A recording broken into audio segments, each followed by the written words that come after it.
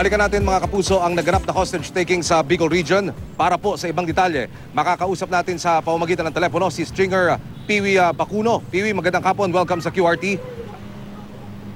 Yes, Emil. Magandang hapon. Yes, Emil. Ihatid mo sa amin ang pinakahuling sitwasyon na Piwi tungkol sa nangyaring hostage taking dyan sa iyong kinalalagyan. Go ahead. Okay, sa ngayon, Emil, ay kasalukuyang kinakausap ng mayor ng bayan ng Del Gallego, Camarines Sur, itong mga pasahero ng Peña Francia Tours bus na nagkaroon nga kanina ng hostage taking. Ayon sa PNP, Emil, kinalala itong suspect na si Private First Class Rene Prahele ng 31st Infantry Battalion na dito sa Bicol Region. Ayon pa rin sa investigasyon, sumakay itong si Private First Class Prahele ng bus na ito sa bayan ng Milaor, Camarines Sur, at ito nga ay nagdeklara ng hostage na nga itong mga pasahero sa may bayan ng Del Gallego, at agad nilang hinarang itong checkpoint ng Highway Patrol Group dito sa lugar na ito. Sa ngayon ay wala namang sumuko na itong si Prahele at wala naman siya sinaktan sa mga pasahero nitong Peña Francia Tours. Aabot, Emil, ng 34 ang pasahero ng bus na ito, na at ayon sa kanila ay hindi naman wala silang plano magsampa ng reklamo kay Prahele. Kahit na sila ay natakot, nagutom, talagang sobrang trauma ang kanilang inabot. Sa ngayon ay sasailalim sila sa stress debriefing ng DSWD. Ngayon ding araw na ito bago sila bumalik sa Naga City, at hindi na muna sila tutuloy ng Manila, Emil. Piwi, unang-una, sa impormasyon na iyong nakuha, papaano na ipaabot sa PNP Highway Patrol Group yung impormasyon na merong bus na hino-hostage dyan sa lugar na yan, Piwi? Okay, ayon sa ating nakuha impormasyon, Emil, merong isang pasahero na nakapag-text sa kanilang kaanak na nasa Naga City, at ito na nga yung naging daan para may parating ito sa mga otoridad, Emil. So, lumalabas, Piwi, na itong si Private First Class, yung itinuturong suspect sa hostage taking, ay sumakay ng bus na papaano ang postura? Siya ay naka-full military uniform, bit-bit yung kanyang rifle. Tama ba, Piwi? Tama, Emil. Ito ay sumakay ng bus, suot ang kanyang uniforme at dala ang kanyang M16 rifle na marami siyang dalang bala.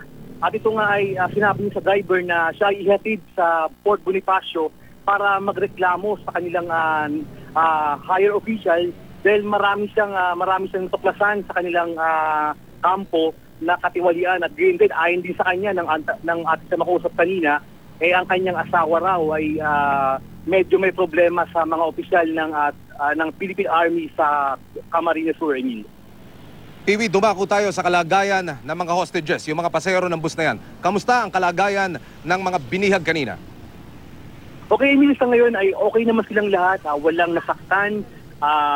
Ito nga, ang problema lang, medyo nagutom sila sapagkat nagsimula itong hostage crisis pasado alas 12 ng tanghali, at sobrang mainit sa lugar. Medyo talagang nagkaroon pa ng beses na namatay yung aircon ng basket, talagang nahirapan. Pero sa kabila nito ay nang tanongin sila ng mga pulis, sila ay wala silang plano magsampa ng reklamo dun sa sundalo sapagkat hindi naman daw sila tinutukan at hindi naman daw sila sinaktan itong ng hostage, Emil. Kung nagkaroon ka, Piwi, ng pagkakataon na makausap yung mga binihag ng sundalong iyan, ano raw ang sitwasyon sa loob ng bus mula nang sumakay itong sundalong ito hanggang sa matapos yung hostage crisis na yan, Piwi? Okay, Emil, ayon sa mga pasahero ng ating mga usap kanina, ito naman daw ay nakikipag-usap ng maayos sa kanila. Ang kahilingan lang raw niya ay talagang makarating sa Port Bonifacio. At wala naman itong sinasabing masama, hindi naman nanakot o hindi naman sila talagang, wala namang pananakit na nangyari. Talagang ang kanyang nais lang ay makarating sa Port Bonifacio, dyan sa Maynila, Emil. So sa estima mo, Piwi, mula nang sumakay sa bus itong hostage taker na sundalo, ilang minuto siya bumiyahe bago tuluyang napahimpil ng blocking force naman ng PNP Highway Patrol Group, Piwi? Okay, Emil. Umabot, Emil, ng halos 2 oras simula sa may bayan ng Milaor, Camarines Sur, patungo sa may Del Gallego, Camarines Sur. Almost umabot ng 2 oras, Emil. Okay. So, paano ang sitwasyon ngayon dyan sa mismong kinalalagyan mo? Pati na nung bus, pati na nung blocking force ng PNP Highway Patrol Group, na-pull out na ba sa area yung sinasabi nating bus kung saan nang hostage itong sundalo? Kamusta ang daloy ng trapiko sa mga oras na ito, Piwi? Okay, Emil, sa ngayon ay clear na itong Andaya Highway. Passable na to at itong bus nga ay kasalukuyan ngayon nasa police station at ang mga sakay nito, mga pasahero nga ay kinakausap ng mayor ng bayan ng Del Gallego at sumasailalim na nga sa parang tinatawag nating stress debriefing. Maraming tao dito, mga nakikilusyoso at yun, ang kagandahan dito, Emil, ay normal na itong daloy ng trapiko sa Andaya Highway, north and southbound, Emil.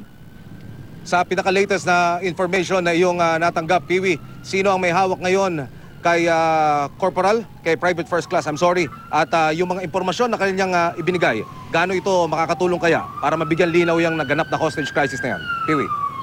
Okay, Emil, hawak sa ngayon ng PNP Del Gallego Camarines Sur at lahat ng impormasyon ay kanilang pagkasama-samahin. Ganon din ang informasyon na manggagaling sa mga pasahero ng bus na to upang malaman kung ano bang gagawing aksyon itong pamunuan ng Philippine Army sa Camarines Sur. Emil, ito yung ating nakukuha ngayong informasyon. Mula sa Bicol Region, mga kapuso, ang ating GMA News Stringer na si Piwi Bacuno. Maraming salamat sa oras. Magandang hapon.